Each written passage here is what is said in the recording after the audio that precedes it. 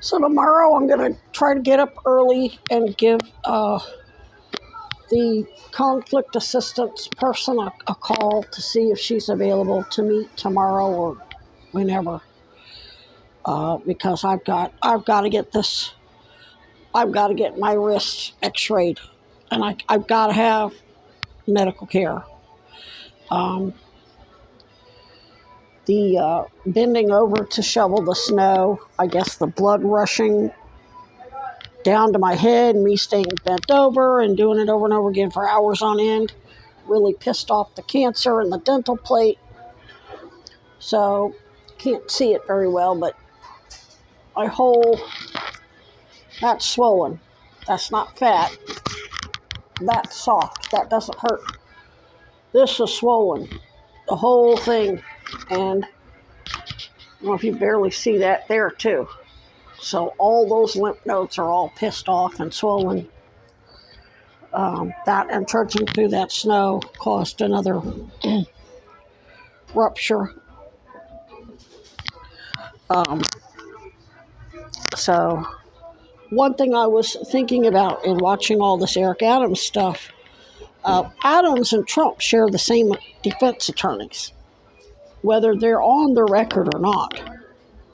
Chad and I worked on a lot of cases that he wasn't the attorney of record. He did a lot of favors so he could then turn around and demand favors back from them. And all those lawyers do that. I watched this for months with Chad. But I do believe Spiro is like an attorney of record for both Adams, Diddy, Trump. I mean, he's got so many of them at this point. How the hell do you keep track? So they probably staged this crap. They know what they're doing is not only a quid pro quo, it's also setting up, when they deliberately said, oh, well, if for whatever reason you want to reinstate the charge, there's nothing wrong with the case. There's nothing wrong with the facts. It's a legitimate charge. But we need to use him on the border stuff, and then if he doesn't follow through with the deal, then reinstate the charges, and then they have this Homeland Security border czar idiot get up there and, oh, well, if he doesn't, if we won't be on a couch. I'll be up his butt demanding what happened to our deal. Okay, Trump's and Adams, same defense team.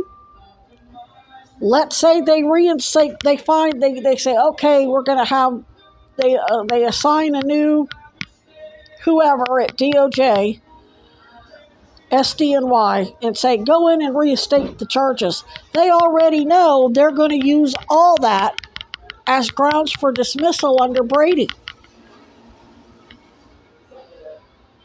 So I don't think it's just about getting the charges dismissed.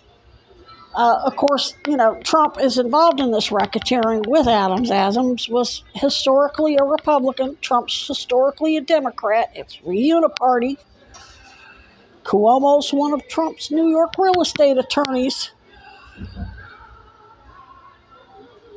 So the indictment against Adams is automatically, especially racketeering, and Trump had racketeering charges against him. They already know that they're trying to compel Adams to roll on Trump and the Clintons and the Bidens and Kamala and the whole cabal. So it isn't just about getting the charges dropped. They're doing it in such a way so that if let's say the judge doesn't have a hearing and just drops the charges, they can, and then Trump has some prosecutor later on bring the charges back up against Adams for whatever reason. Maybe Adams decides to blow the whistle and roll on him. Well, first of all, it's conflict of interest for all those lawyers to be representing all those people, because Adams' lawyers are supposed to be saying, dude, you're fucked. Just like Bruce Rivers the criminal lawyer, got a YouTube channel. He said it with Hunter Biden. He said Hunter Biden needs better lawyers.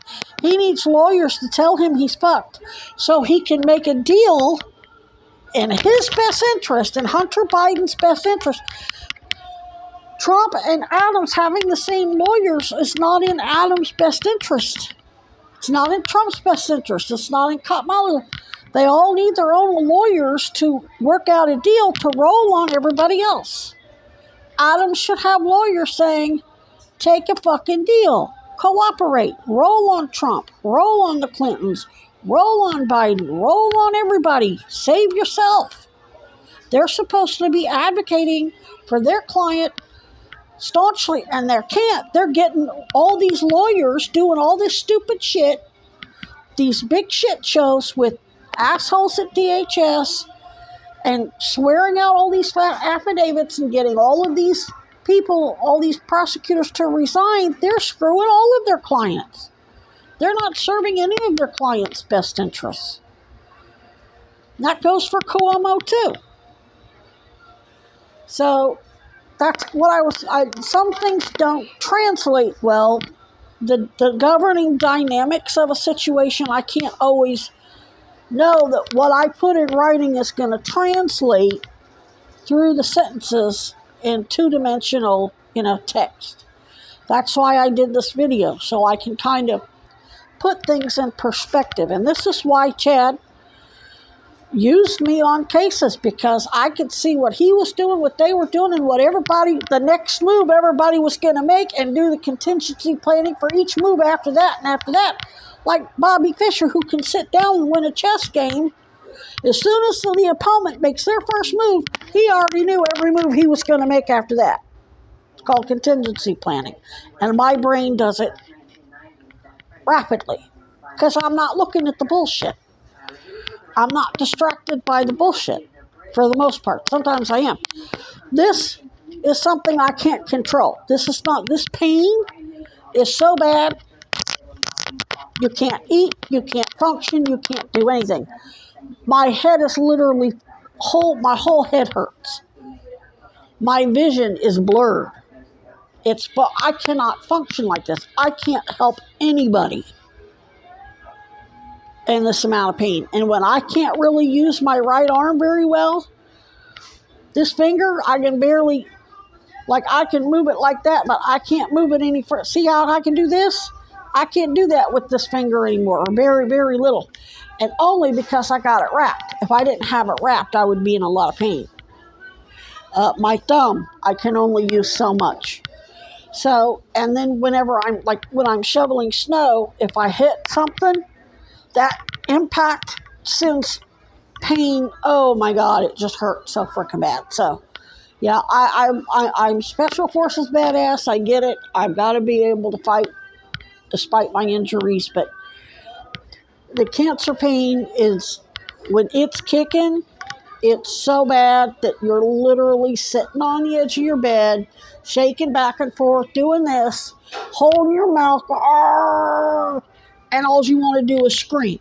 You just literally will do anything to get the pain to stop. And when you're too busy focused on how you're going to stop the pain, and all the bupe in the world ain't going, that's the problem. The bupe, this is a level of pain that the strongest of the strongest of the strongest pain medicine in the world can't stop.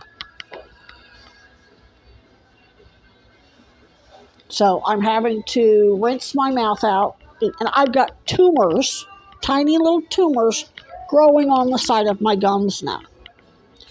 There's two where the two previous abscesses were, and now you can see an open draining abscess closer to the front, but it's not really a draining abscess. It's now, what it's going to happen now is a tumor's going to form.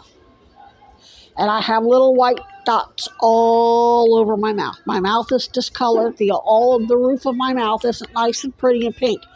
It's grayish white, and there's tiny little white specks everywhere. If it's not, anybody who looked in my mouth would say, okay, that's fucked up. So the cancer is now visibly evident that it is accelerated. and is rapidly metastasizing everywhere. So